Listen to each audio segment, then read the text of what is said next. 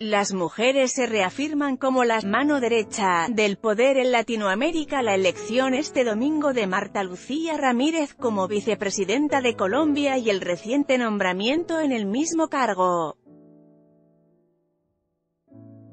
de Delcy Rodríguez en Venezuela reafirman a las mujeres como la mano derecha del poder en Latinoamérica, una región donde la presencia femenina en la política ha venido al alza.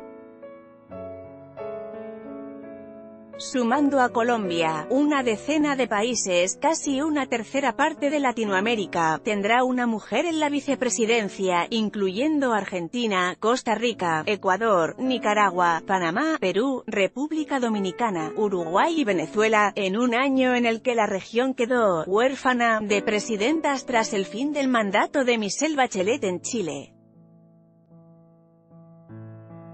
La conservadora Marta Lucía Ramírez se convirtió este domingo en la primera mujer en ser elegida vicepresidenta de Colombia, como compañera del uribista Iván Duque, en una fórmula que aglutinó a su alrededor a las fuerzas de la derecha.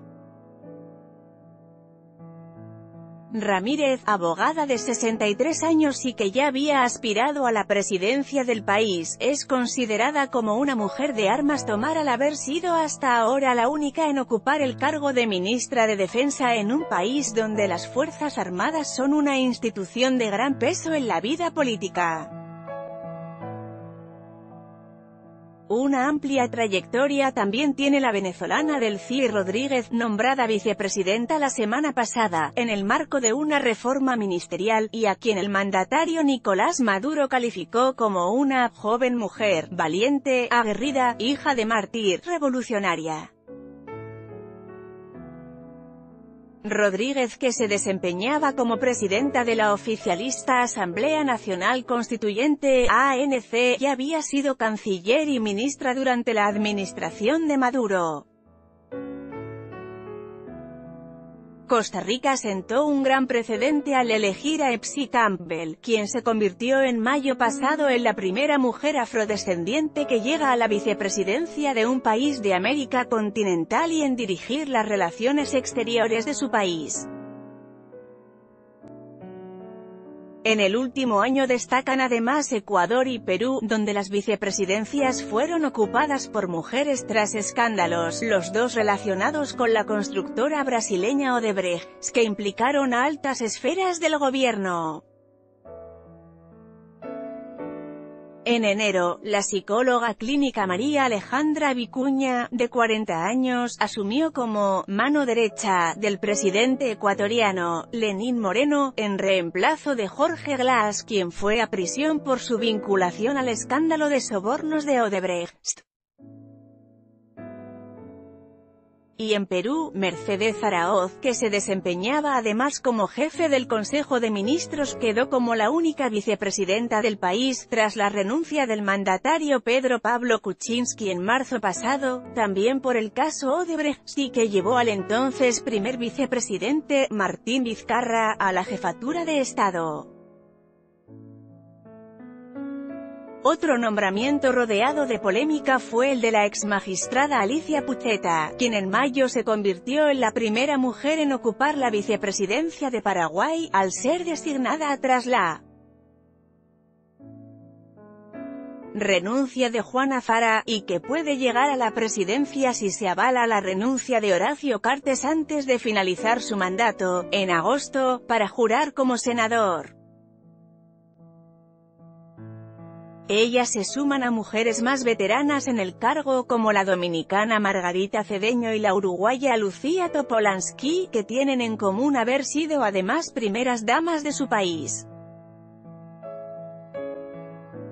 Topolansky, una exguerrillera de 73 años del Movimiento de Liberación Nacional Tupamaros, MLNT, se convirtió en septiembre de 2017 en la primera vicepresidenta que ha tenido Uruguay tras haber sido primera dama en el mandato de José Mujica, 2010 a 2015, y la abogada Margarita Cedeño, de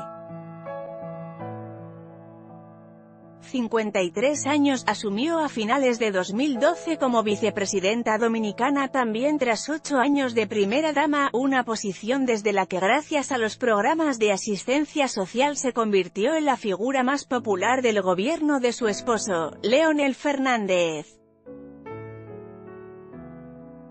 En Argentina, el conservador Mauricio Macri llegó a la presidencia en diciembre de 2015 de la mano de Gabriela Michetti, que también preside el Senado y cuya labor se ha destacado en la atracción de inversiones y en fortalecer los vínculos económicos con otras naciones. Michetti, que comenzó a trabajar en la función pública a finales de la década de 1980 y quedó parapléjica en un accidente en 1994, se ha mostrado también comprometida con las personas con discapacidad en Argentina. En el lado centroamericano, además de Costa Rica, hay 2 casos más, Panamá y Nicaragua. Rosario Murillo, la esposa del presidente Daniel Ortega, no solamente es la mujer más influyente de Nicaragua, sino que también se convirtió, tras los controvertidos comicios de 2016, en la vicepresidenta del país, sumido actualmente en una crisis que deja cerca de 200 muertos. Desde que en 2007 asumió como primera dama, Murillo, de 66 años, acumuló un poder excepcional, que no solamente le permitió ser la única portavoz del gobierno de su esposo sino también dar órdenes. Y en Panamá, Isabel de Saint-Malo, de 49 años, además de ser la vicepresidenta es también la canciller desde mediados de 2014, con el gobierno de Juan Carlos Varela. Como canciller y vicepresidenta, ha abordado temas como la extradición del expresidente Ricardo Martinelli, las crisis en Venezuela y Nicaragua y el escándalo de los papeles de Panamá. Como dijo García Márquez, realmente el poder de las mujeres es el que mueve al mundo, dijo hoy a F. Saúl Pineda Hoyos, director del Centro de Pensamiento en Estrategias Competitivas, CEPEC, de la Universidad del Rosario de Bogotá, al reafirmar que este auge se debe en la mayoría de los casos a los méritos y capacidades de las mujeres. EFOS Latinoamérica Política.